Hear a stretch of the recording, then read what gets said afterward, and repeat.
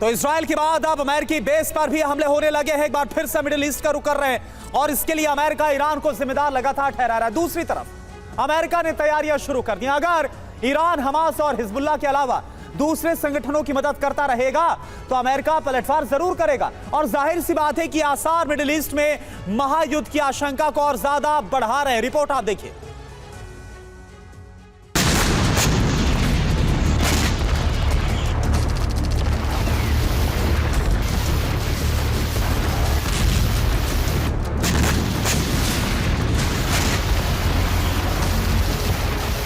America भी निशाने पर आ गया है क्योंकि मिडिल ईस्ट में पिछले हफ्ते भर में जो कुछ हुआ है वो अमेरिका के लिए शुभ संकेत नहीं है। अमेरिका के टारगेट पर ईरान, अरब में भड़केगा महायुद्ध।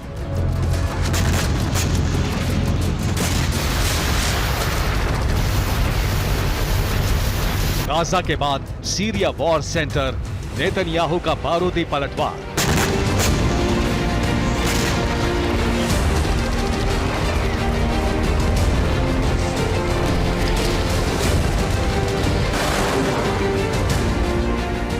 एक तरफ इजराइल हमास के खात्मे के लिए गाजा पर बम वर्षा कर रहा है, दूसरी तरफ सीरिया से लगा उसका बॉर्डर धधक उठा है।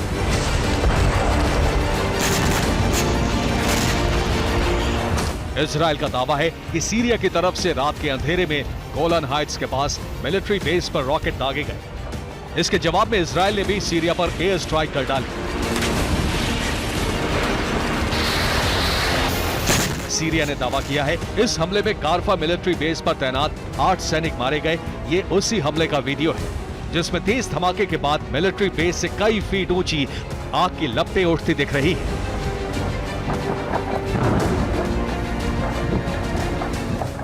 एक तरफ सीरिया से इजराइल पर हमला किया गया, दूसरी तरफ अरब में मौजूद अमेरिकी बेस निशाने पर हैं।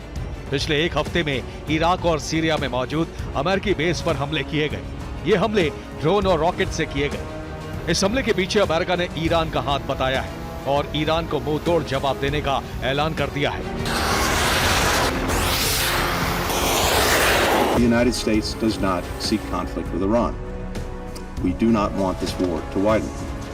But if Iran or its proxies attack U.S. personnel anywhere, make no mistake, we will defend our people, we will defend our security, swiftly and decisively.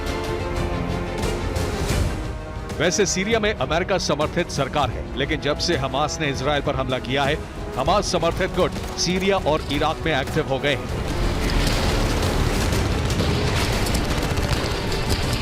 जाहिर है इजराइल का साथ देने पर अमेरिका भी उनके टारगेट पर है।